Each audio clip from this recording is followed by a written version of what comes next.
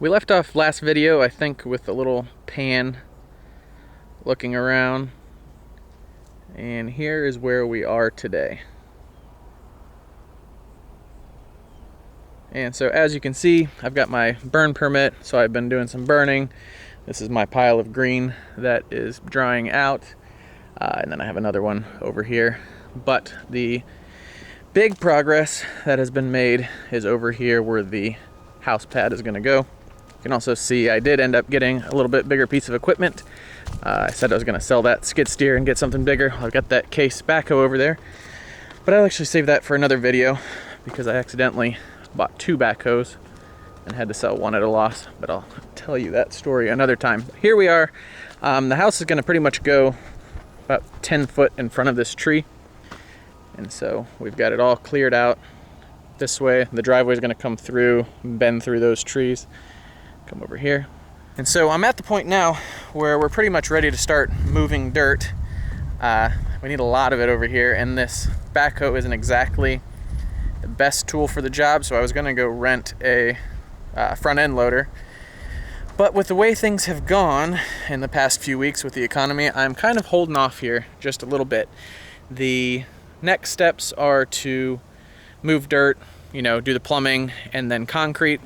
And so I'm going to hold off at least on concrete because we have basically no cash reserve. So I said in the last video we were going to keep the lot loan and then build the house for cash, so it'd be kind of semi-mortgage free and then pay the lot loan off at the end.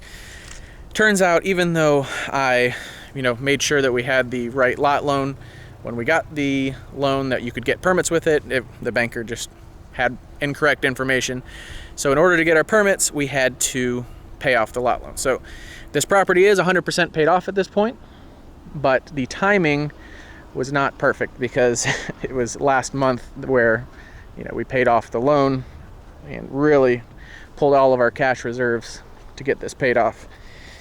So as long as all of our tenants in our warehouse keep paying, then we'll be just fine to keep moving forward as planned. But I'm expecting to see an increase in vacancies, and so I want to be a little more conservative out here. Maybe just delay things a month just so we can pad our bank account a little bit more, and then we'll continue building. And what I've been doing out here, what you've missed for the past month and a half, is basically I do the rough clearing with the backhoe. You end up with something like that. Then I'll drag that up to the pile, and then what's left is this stuff that I don't want to cover up with dirt. So then I go around by hand and clean up all this little stuff.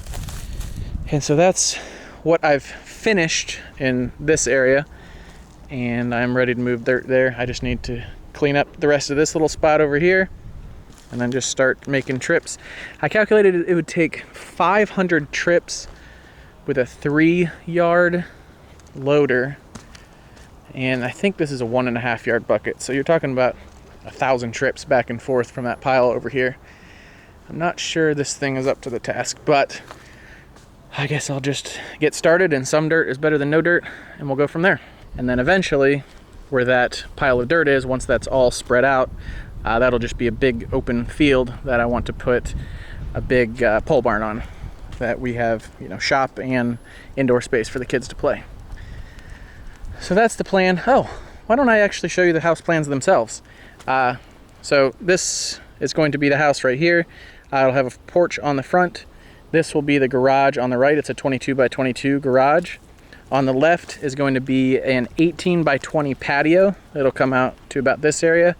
And this we engineered the foundation so that it can be an addition, so that if we like things out here, then this will get closed in and it'll become the family room. Because I had already come with the plans, and because the house is so small, most drafters and engineers charge by the square foot, we ended up getting all of our sealed and signed plans for $1,600. They actually originally bid $3,000 for it, but I went to 5 different places and they ended up matching the cheapest price I got. I did see your comments requesting updates about the warehouse, and I actually had that video filmed and edited and ready to post, but then everything kind of fell apart and it didn't seem like the best time to post that, because the video is basically saying how wonderful things are at the warehouse and how smooth things have been going. And with everything potentially about to change, I didn't think it was right posting that information that could be very inaccurate here in the next couple months. I guess that's it. I just wanted to bring things up to date so that I can start posting videos in real time and you can see where we're at. So I guess I'll keep going. I'm gonna get to work here today, cleaning up the rest of this brush, and then we're gonna start moving dirt. See you in the next one. Bye.